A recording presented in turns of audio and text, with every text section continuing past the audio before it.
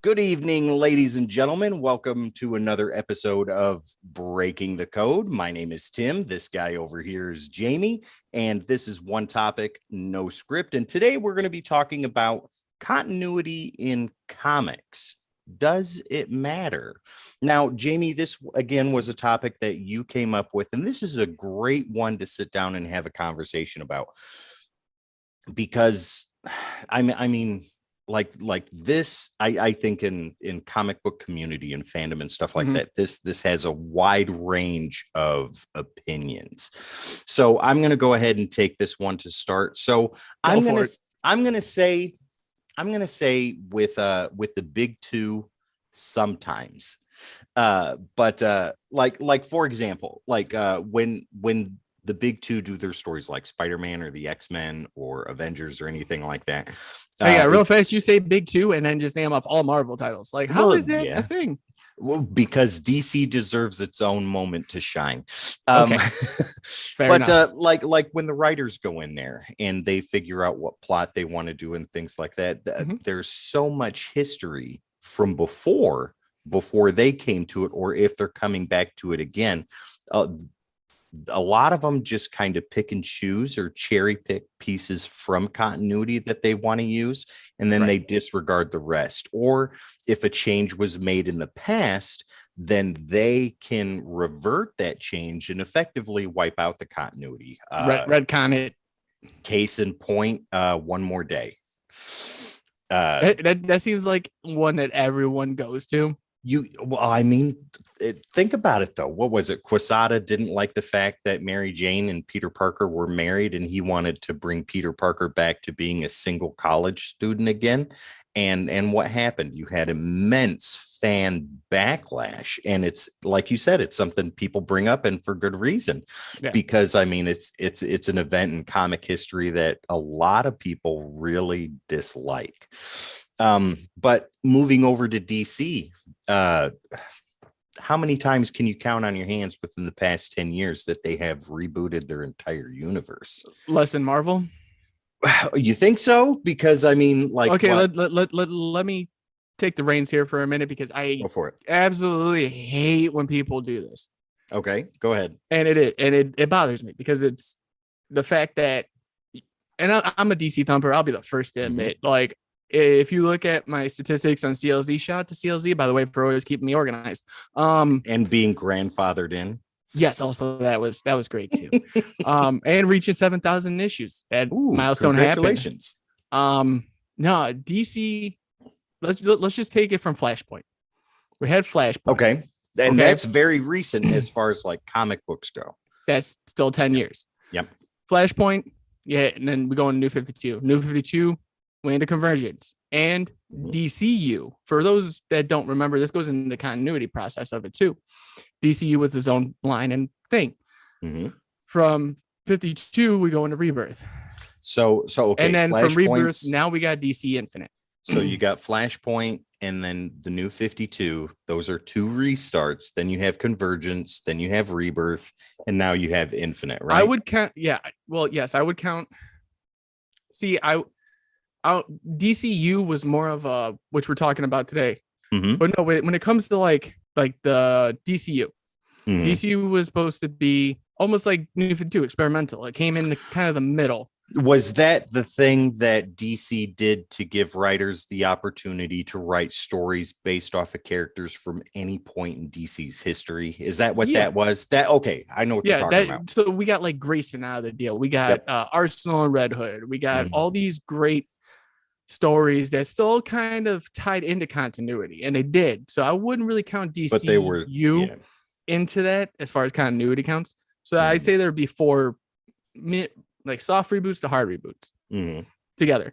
Now you had Okay. Marvel Now 2.0, Yeah. Legacy, Bill Yeah. DC or Marvel what was it, like 10,000 BC or something like that? No Road Home. No Road Home. Yeah. That restarted it. You've had a change Heroic again. Age. Yeah, we had a change again within the legacy numbering, so that restarted Mhm. all number ones, Yeah. and now we're going into another one. Yeah. So to me, when you kind of compare the apples to origins here, they taste the same. Like, and no one's Well, and understanding Secret that. Wars too. Yeah, I mean, I'm starting from Marvel, where they started Marvel Mhm. Champ, or when they had Champions and everything else. Mhm. So when people go, "Oh, DC reboots every so often," it's like, but Marvel does the same thing. They had Marvel Now 2.0, which Well, sold like 5 issues each, and then they're like, "We're just slapping Marvel okay. Now." Let me ask you something then. Why do you think that people gravitate more toward bringing up DC as the one that does more continuity Because restarts than Marvel? they don't have the sunshine. They don't have the spotlight like Marvel does. Marvel Mhm. has this is if you guys watch the one shot around Mars, he brings a very good point.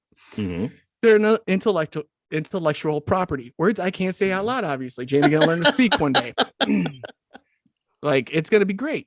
Mhm. But when I actually can and not talk like motor mouth, but you know, Marvel's its own thing. So there's gonna be a lot of people that are gonna be like, oh well, DC movies aren't doing good. And it is a lot of those people that are like, oh, it's the MCU to the DCEU kind of thing. And then they're like, oh, but now that I'm collecting, I've noticed that DC's changed so many times, but Marvel stayed the same.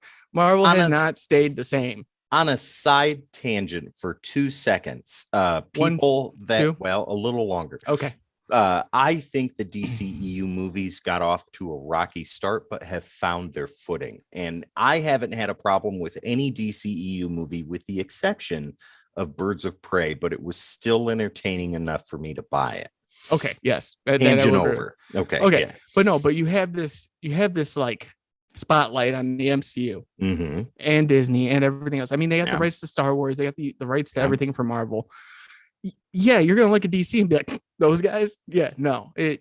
And that's the thing. Like, a lot of people just don't realize all these changeovers that are actually happening with restarts, with new number ones. I mean, they were just talking about rebooting Spider-Man again with a brand new issue number one. But Well, then see, they started realizing like that might not be the greatest idea, even though it's a new creative team. we'll see. Like with Marvel, okay. Let me restart with DC. I think that with their reboots, they do it company wide, and it's these whole big events that turn into reader backlash and disappointment. Whereas Marvel focuses on title wide reboots. Like look at what Hickman's doing with X-Men, right? Legacy, X of Leaving. Swords. Well, yeah, and the things that he had done before, right? You know what I'm talking about, though. Yeah. I mean, totally reshaping the X-Men line, but staying within Marvel Universe, within 616 continuity. You know what I mean? Mhm. But with DC, it's a whole big universal event that takes place across the spectrum. And going back to New 52, like when they did that, what happened? You had the creative team of Batman that refused to change, and the creative team from Green Lantern that refused to be a part of it, and they maintained a lot of things that took place pre New 52 in their continuity when New 52 took over. But Superman started from scratch, Wonder Woman started from scratch, Resurrection Man was brought back, Hawk and Dove, Hawkman, etc., right? But I'll give you a couple of those. Like, the idea of. But you get the point I'm trying to make, though. Yeah. No, go ahead. I apologize. No, it was just to me. It's like when people talk about that whole New 52 and it was like experimental.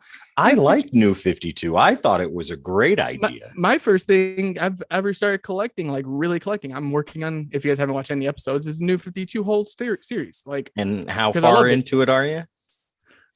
A lot invested.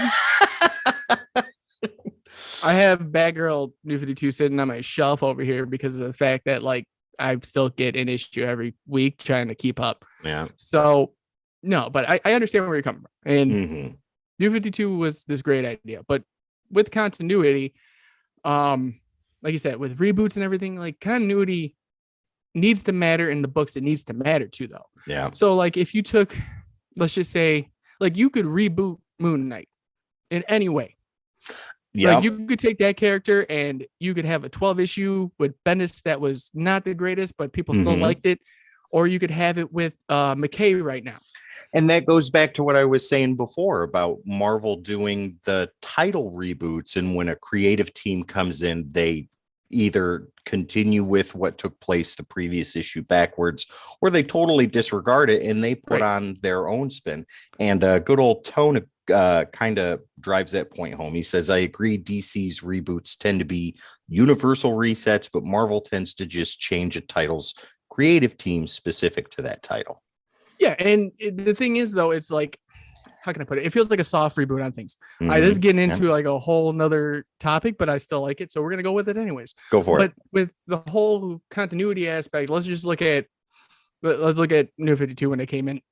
We have a whole different line of series, and they had literally like this is the first part. This is our phases. This is first phase, this is second phase, third phase.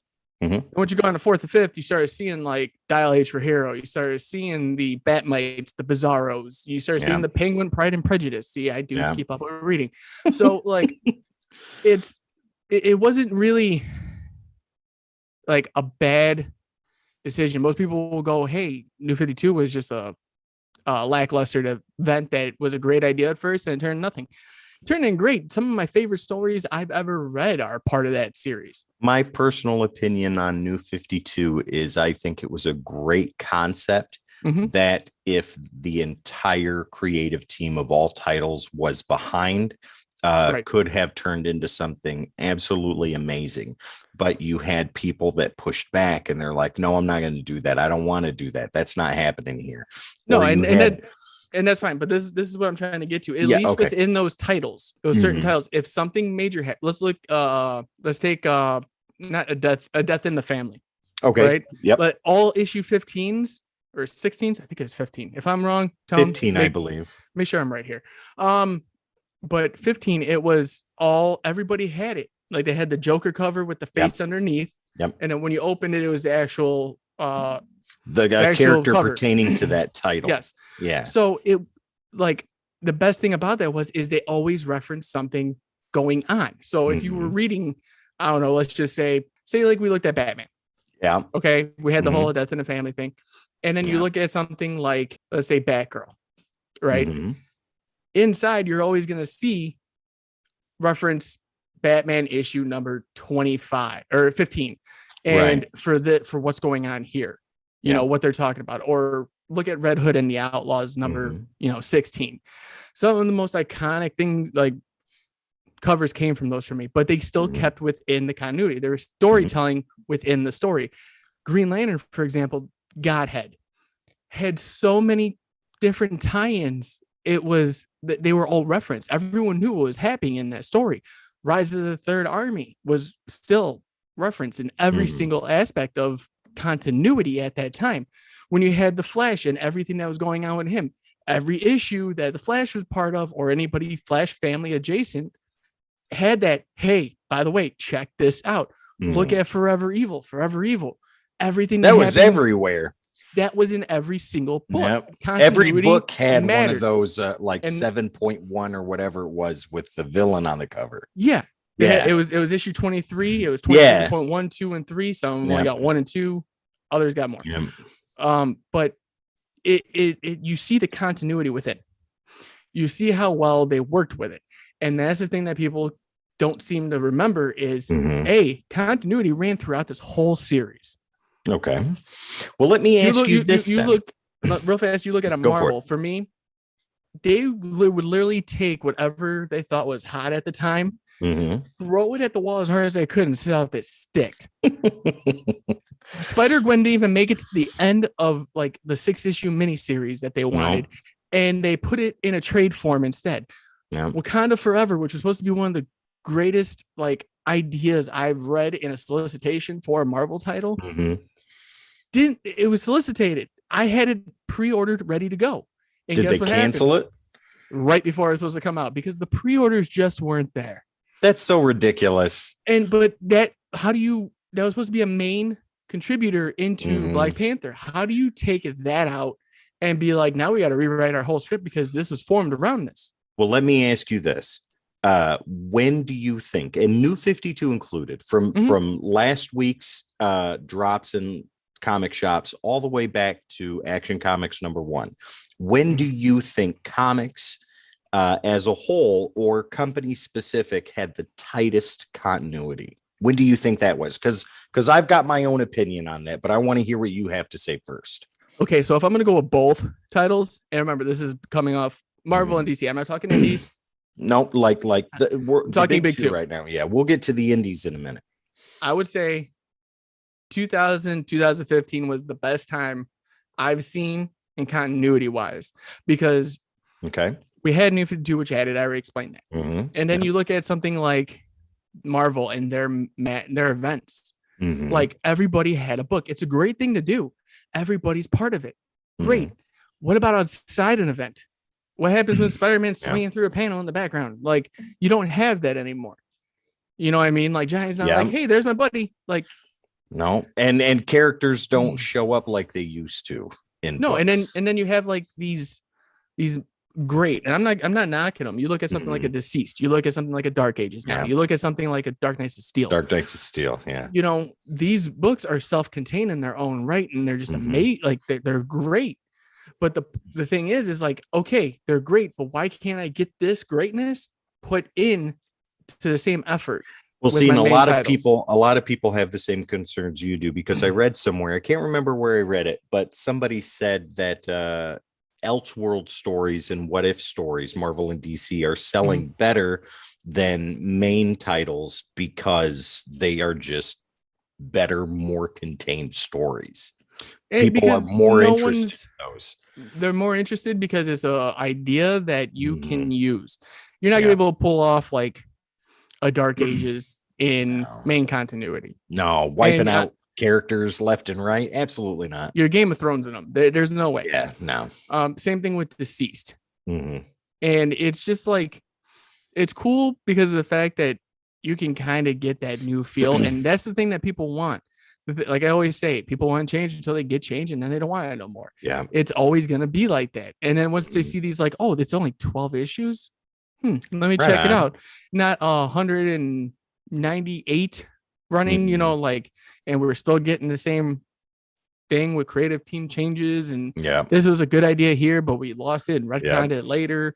We're changing sexuality of characters that had nothing to do with what they needed to later on. You know, we've had these talks, you know, and it's just going to come down to, can you guys keep the books intertwined with one another? And I'm not saying every book needs a reference to something, but if something happens in a book, and then you're, say, like, let's say Spider-Man, for example, he's helping the Avengers.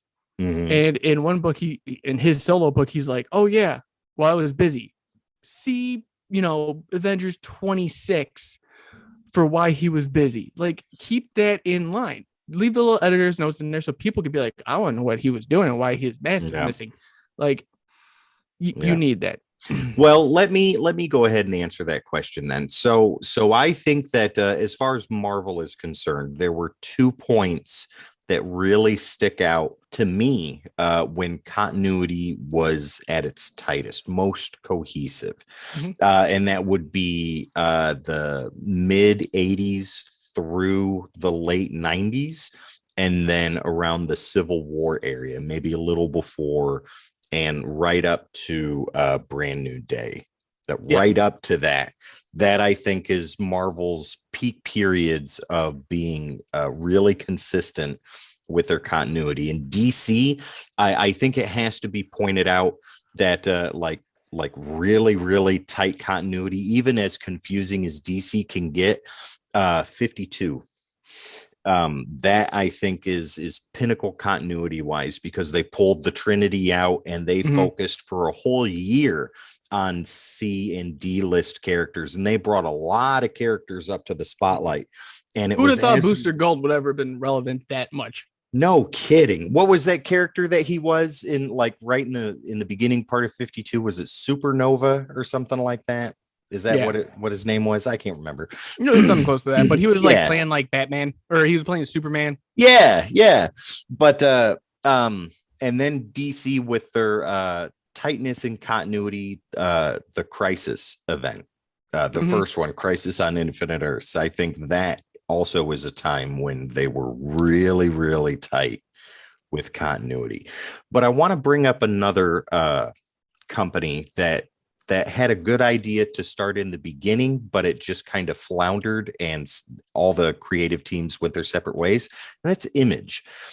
So when Image came out in the beginning, anybody who's watching this, obviously you would know, the founders of Image, Valentino, Silvestri, McFarlane, Liefeld, Lee, anybody else that I'm missing, et cetera, Larson, and so on and so forth, right? When they all got together and they created their respective books, there was a very loose continuity between all of these titles. Like Savage Dragon would show up in Shadowhawk, and Shadowhawk showed up in Youngblood, and Spawn showed up in other titles and things of that nature, but it never really went too far beyond that, and they really had an opportunity to do something good with continuity there and have a shared Image universe, but you had too many creative heads, I think, that had too much positioning power to say, well, no, I don't want that to happen. That's not going to happen. That's my character. And I say, no, well, I don't want this to happen. And that's why in the beginning, I felt it was very loose. Then like with Extreme Studios, Liefeld just kind of splintered off, and Youngblood had its own universe and things like that. Right. And like Supreme and Brigade and all those guys, Bloodstrike, and McFarlane just focused on Spawn and building his universe. Lee focused on Wildstorm and so on and so forth. Silvestri with Top Cow and all of that stuff. They had a really good opportunity, like I said, to make something awesome, but it just never fulfilled anything like that. And then because of that, I think Image was able to turn into what they are now, which is a powerhouse amongst independent creators, being able to craft their own stories in 5 to 6 issues and be done. Yeah, no, real fast, Tone did bring up a good point. Early Image had 2 big crossovers, Extreme Prejudice or something like that, and Reign of Fire. Yeah, that's right. But I mean, with Extreme Prejudice, Tone, is that something that aside from you, is that something you can go up to even a polished collector and be like, hey, let's talk about major events in comic history, like with cross the board continuity and things like that? Does Image even come up though? And the answer would be no, with the exception. Now they would.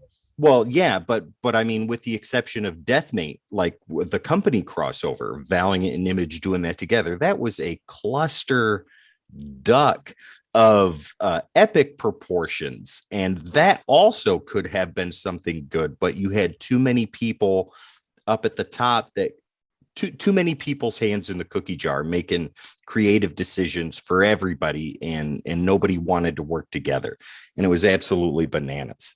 Yeah, he said nope with an exclamation point. Exactly. So yeah. But I mean, if you move over to like Dark Horse, they did some really good continuity with Comics Greatest Heroes for a short time. Because Dark Horse, I think, did it first, where Image kind of took their concept and moved forward. But like with Dark Horse, they did the Comics Greatest Heroes. You had X, you had Ghost, Barbed Wire, I think was a portion of that, and they all shared a continuity and things like that. But again, that goes to the same thing with what I was saying about Image, that didn't last very long. And it was a great idea. It was a great concept, but you have the big two that kind of hold the titles, the heavyweight and the Intercontinental for shared superhero universes. And that's their bread and butter. And anybody that tries to take a little bit of that just doesn't know what to do with it, or just doesn't do enough. So I'll kind of get into final thoughts on this right now. For me, continuity does matter. I don't care what way you look at it, slice it. Batman's always going to be Batman. Yeah. Batman's always going to have the same childhood trauma that made him Batman. Yeah. Superman's always going to be Superman unless Lex Luthor changes him in some weird way. Right. Wonder Woman's always going to have the same appeal. They can retcon a lot of things, but you're not going to change the major origin of the character. Right. The thing that I got to say, though, is if you want different stories, check out. I'm always a fan of Elseworlds stories, but when it comes to the mainline titles, keep them in continuity. Make sure they cross over if they need to. Make sure they're referenced. And definitely trying to think of the right way to say this. If you're going to change a major aspect of a character, make sure it works after the fact. Don't just do it and be like, this is a great idea. And we're back to square one. Exactly. Then you got to retell this character, and it just doesn't make sense. Yeah. So with me, continuity does matter. I'm all for the Elseworld stories. I'm all for, like DC versus vampires, or I'm all for like something like Contagion that came in a couple years ago for Marvel. Yeah. Those type of things. Yeah, I'm cool with. But if you're talking about mainline stories, they need to stay in continuity. They need to stay the same, and they need to reference one another, or else you're not going to really get anywhere. No, Jamie, and with my closing thoughts on that, I agree with you 100%. I think that continuity is extremely important. I think that certain things, like you just said, you can't change, like the death of Uncle Ben, or Steve Rogers being in World War II, Batman's family being murdered, or Superman crashing into Earth from Krypton. Certain things just cannot be changed. And continuity is important because it keeps a cohesive storyline, and fans can easily reference things that took place in the past, like the first appearance of Galactus, or the New Gods with Darkseid and Orion and Lobo. Calabec. Exactly. and the list goes on. So continuity is definitely an important factor, and it needs to be maintained. And I think with the countless number of retcons, reboots, soft reboots, and slight changes, people are getting tired of that. And it needs to be brought to a serious trickle of the faucet.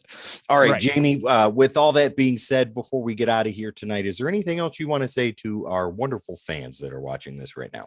Yeah, thank you guys as always for being a part of this, especially with our new trial. And we're going to keep doing this, I believe, every Sunday right here on YouTube. I'm thinking about if we can get enough people, do a couple Q&As, do whatever we can to show our support for you guys for showing support to us. There's a lot in the pipeline right now, guys, and it's the continuity aspect of us still keeps going. As always, guys, be kind to one another. Yeah, it's rough out there right now in this world. Kindness goes a long way. So make sure you guys do that. Make sure you guys subscribe, hit that like button and notification bell so you guys don't miss any more of the content. And find us on all of our socials, which I'm pretty sure that Tim's going to plug here in a moment. So as always, see you guys in the next one. Absolutely, guys. And don't forget, we are on all social media platforms: Instagram, Facebook, Twitter, Spotify, over on Twitch, right here on YouTube. All you have to do is type in the Codex Station, and there we are. And don't forget, we have a brand new Discord server for you guys to go on and take a look at and enjoy. Lots of conversation going on in there. It's fresh, it's brand new, so please go in there. Don't break anything. Comments. No, leave us some comments. Check around and let's get some conversation going.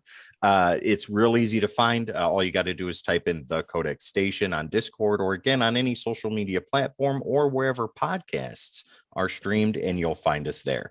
Once again, guys, my name is Tim. This wonderful guy over here is Jamie. This is Breaking the Code under the Codex Station banner, and we will see you next time.